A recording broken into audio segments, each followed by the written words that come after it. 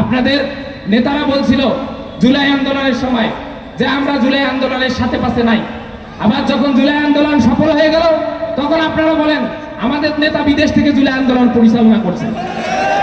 এসব শুনে আমাদের হাসি পায়। আবার যখন ছাত্র সংসদ নির্বাচনেও তারা এরকম ডাবল স্ট্যান্ডার্ড তৈরি করে দিয়েছে, হ্যাঁ না এর ক্ষেত্রেও তারা ডাবল স্ট্যান্ডার্ড তৈরি করেছে। এভাবে জাতীয় সংসদ নির্বাচনেও তারা বাংলাদেশের মানুষকে বোকা বানাতে চায়। আমরা কি বোকা? রংপুরের মানুষ কি বোকা? রংপুরের মানুষ দেখিয়ে দিবে হ্যাঁ এর পক্ষে কিভাবে তাদের কণ্ঠস্বর আবু সাঈদের মতো উঁচু করতে হয়। আমরা বলি মুসলিম আমি, সংগ্রামী আমি, আমি চিররণবীর, আল্লাহকে ছাড়া কাউকে মানি না। নারায়ে তাকবীর, নারায়ে তাকবীর। সীমাহীন দুর্নীতির কারণে, ভারতের প্রেসক্রিপশনে রাজনীতি করার কারণে উত্তরবঙ্গের সকল সম্ভাবনাকে নষ্ট করে দেওয়া হয়েছে। সুতরাং আসন্ন নির্বাচনে আমাদের ইনসাফের যারা প্রতিনিধি আছে তাদেরকে আমাদেরকে মনোনীত করতে হবে।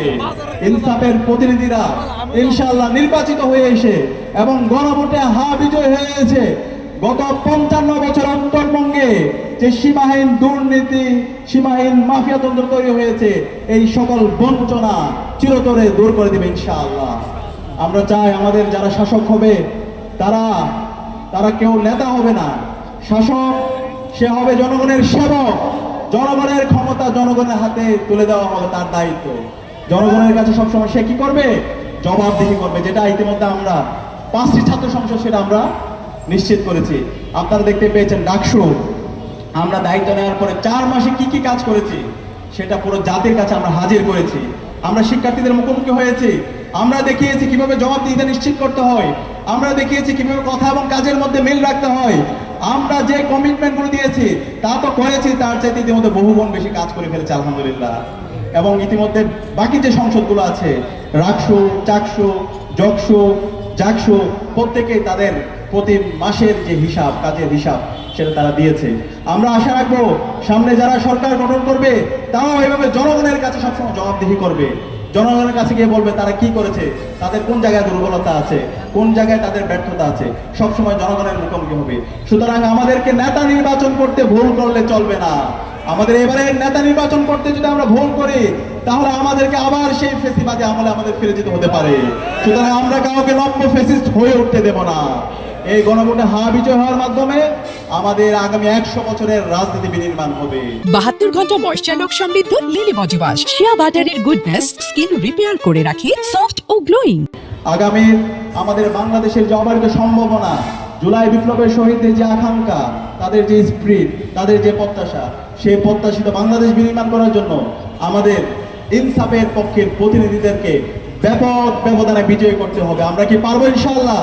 ইনশাআল্লাহ আমি আশা করছি এই রংপুর থেকে সেই বিজয়ের ধারা শুরু হবে।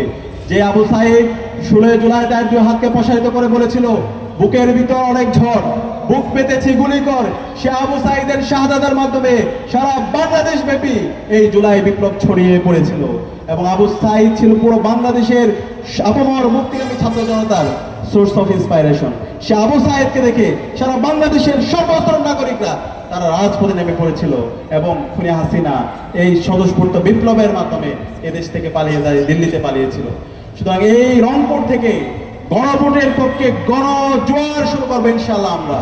এবং এই রংপুর থেকে আগামীর নতুন বাংলাদেশ, ইনসাফের বাংলাদেশ আমরা বিনির্মাণ করবো ইনশাআল্লাহ। একই সাথে আমরা দেখতে পাচ্ছি এই রংপুরের যে আমাদের বেগম রোকেয়া বিশ্ববিদ্যালয়, শহীদ আবু সাঈদের বিশ্ববিদ্যালয়, সেই বিশ্ববিদ্যালয়ের ছাত্র সংসদ নির্বাচন, সেই নির্বাচনকে একটা দল বিভিন্ন মেকানিজম করে নির্বাচন বন্ধ করে দিয়েছে। সুতরাং আমরা আগামী 12 ফেব্রুয়ারি দেখিয়ে দিব আমাদের রায় প্রদান করার মাধ্যমে, ওই দলের বিরুদ্ধে আমাদের গণরায় প্রদান করার মাধ্যমে আমরা আমাদের অবস্থান দেখিয়ে দিব।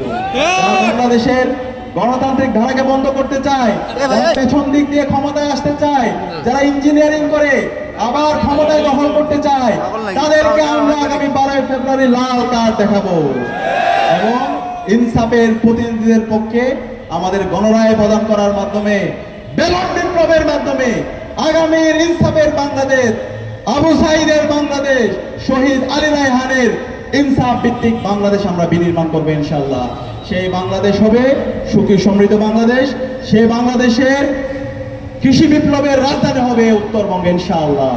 সেই বাংলাদেশ এই উত্তরবঙ্গের 55 বছরের সকল লাঞ্ছনা বঞ্চনা, সকল যে জুলুমতন্ত্র, সেই জুলুমতন্ত্র আমরা ভেঙে দেব ইনশাআল্লাহ। যারা জুলাই বিপ্লব নিজের চোখে দেখে নাই, যারা বাইরে পালিয়েছিল, যারা শহীদ আবু সাঈদ কিভাবে বুক চেতিয়ে গুলির বরণ করে নিয়েছিল দেখে নাই, যারা দেখে নাই শহীদ আলী রায়হান নিজের মাথার ভিতর কিভাবে বন্দুকের গুলি বরণ করে নিয়েছিল, যারা জানে না শহীদ হাদি কিসের জন্য জীবন দিয়েছিল, তারা তো হের পক্ষে অবস্থান না নেয় বাধ্যতামূলক।